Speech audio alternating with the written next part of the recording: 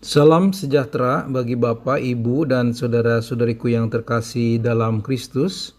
Hari ini saya akan membagikan makna cerita perumpamaan yang diambil dari Injil Matius bagian 3. Perumpamaan yang pertama adalah tentang perjamuan kawin yang diambil dari Matius 22 ayat 1 sampai 14.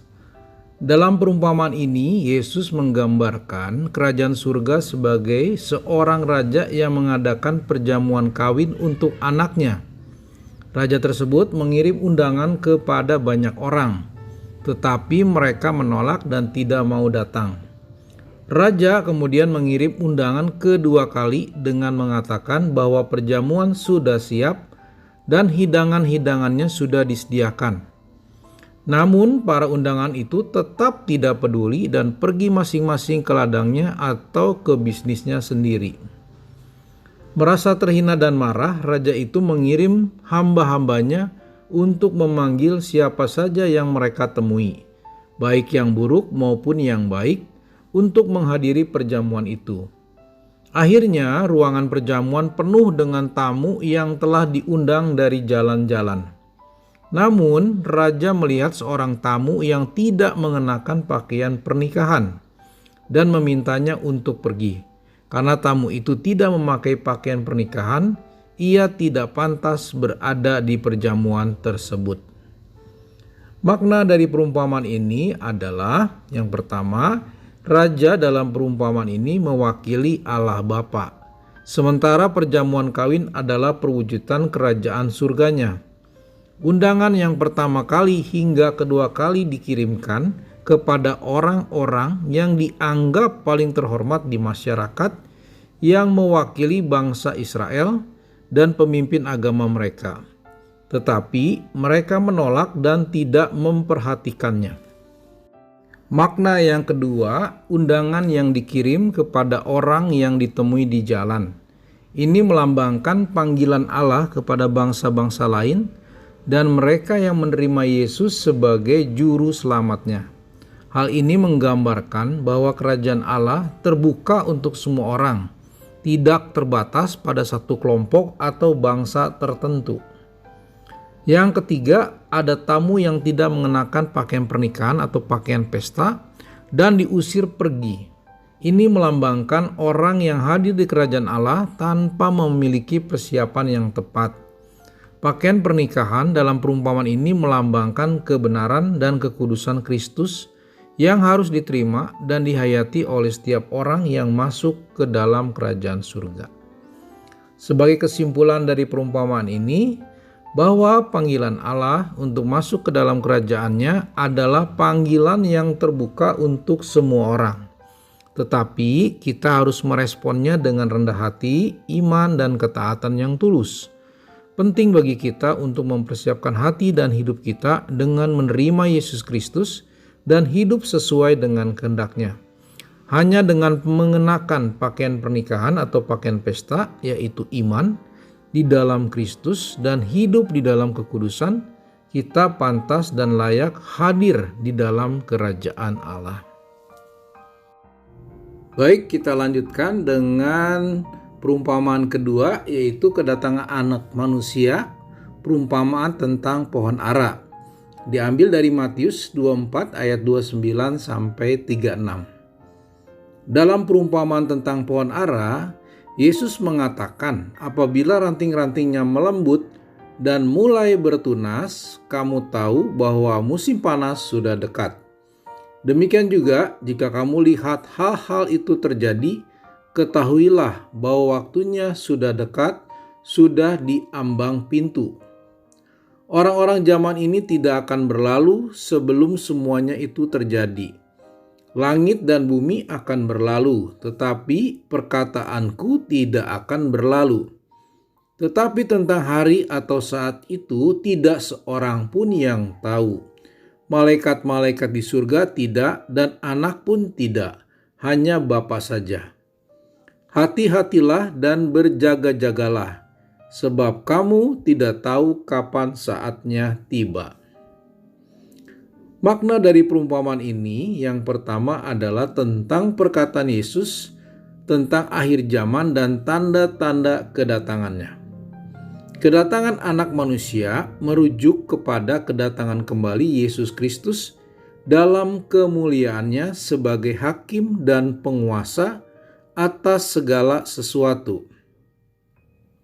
Perumpamaan ini menekankan bahwa saat kedatangannya yang pasti, dunia akan mengalami perubahan besar ditandai dengan tanda-tanda di alam semesta. Tanda-tanda ini mencakup kekacauan politik, perang, bencana alam, penindasan terhadap umatnya, dan berbagai peristiwa luar biasa di alam semesta. Makna yang kedua dari perkataan ini adalah untuk mengingatkan para pengikut Yesus tentang pentingnya kesiapan dan ketaatan dalam menghadapi kedatangannya yang akan datang. Yesus menekankan bahwa hanya Bapa di surga yang mengetahui waktu pasti kedatangannya, dan bahwa tugas kita adalah hidup dengan setia dan siap-siap setiap saat. Maka kesimpulannya, perumpamaan ini mengajak kita untuk memprioritaskan kehidupan rohani yang setia dan mempersiapkan diri kita untuk menghadapi kedatangan Kristus yang akan datang. Kita diingatkan untuk tidak terlena oleh dunia ini, tetapi untuk hidup dalam ketaatan dan pengharapan akan janjinya. Kita lanjutkan dengan perumpamaan ketiga tentang gadis-gadis yang bijaksana dan gadis-gadis yang bodoh. Diambil dari Matius 25 ayat 1 sampai 13. Di dalam perumpamaan ini ada 10 gadis yang pergi menyambut pengantin laki-laki dalam pernikahan. 5 di antaranya bijaksana dan mempersiapkan diri mereka dengan membawa minyak tambahan untuk lampu mereka. Sedangkan 5 gadis lain yang bodoh dan tidak membawa minyak tambahan. Ketika pengantin laki-laki datang, lampu-lampu mereka mulai redup karena minyak mereka habis.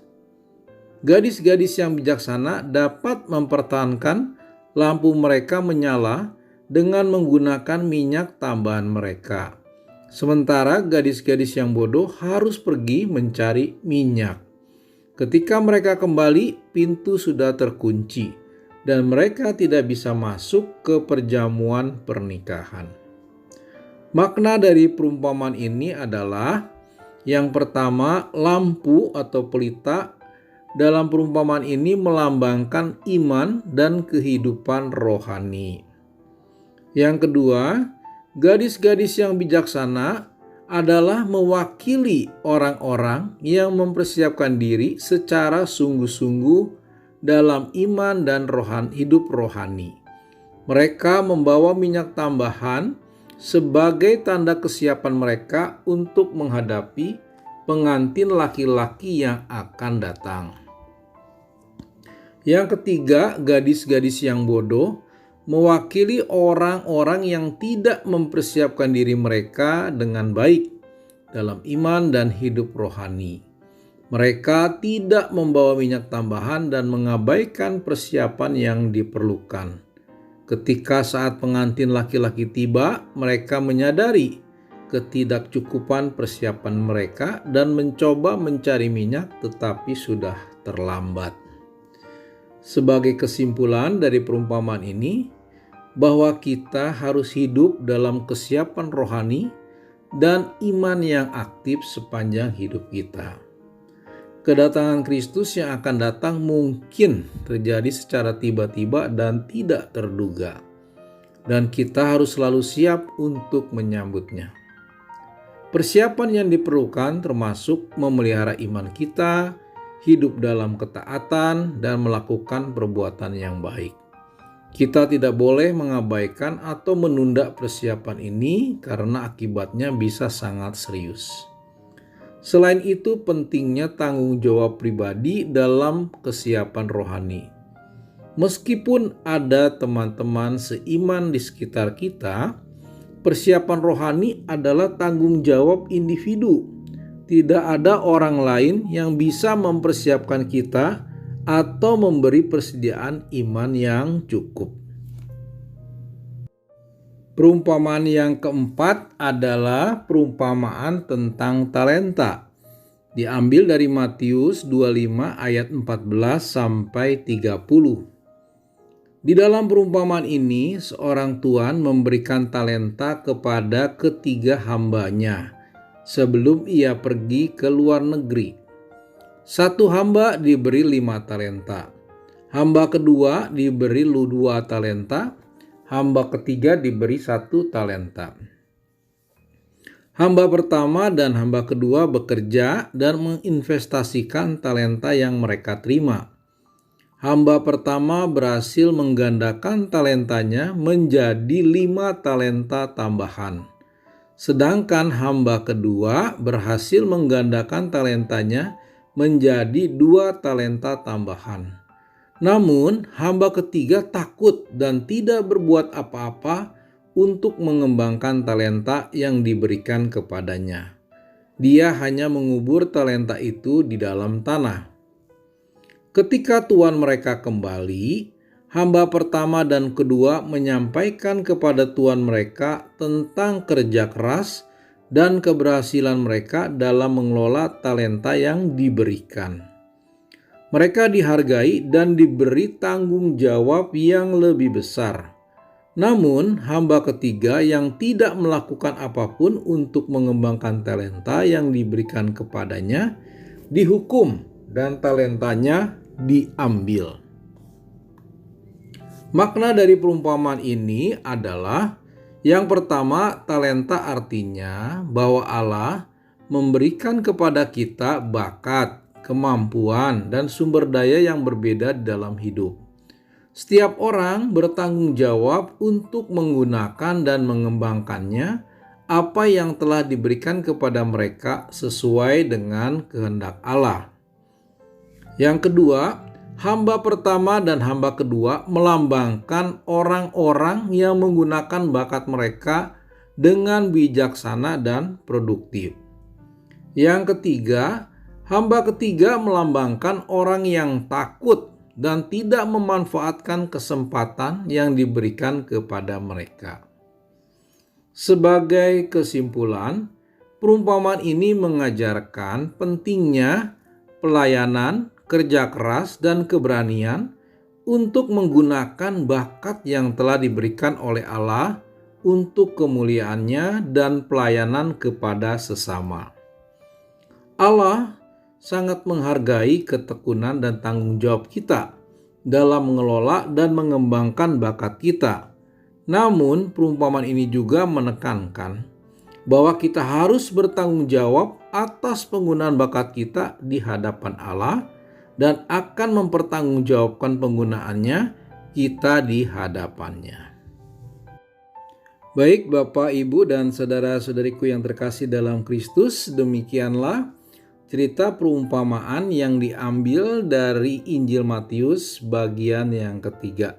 Terima kasih, Tuhan Yesus memberkati kita semua. Amin.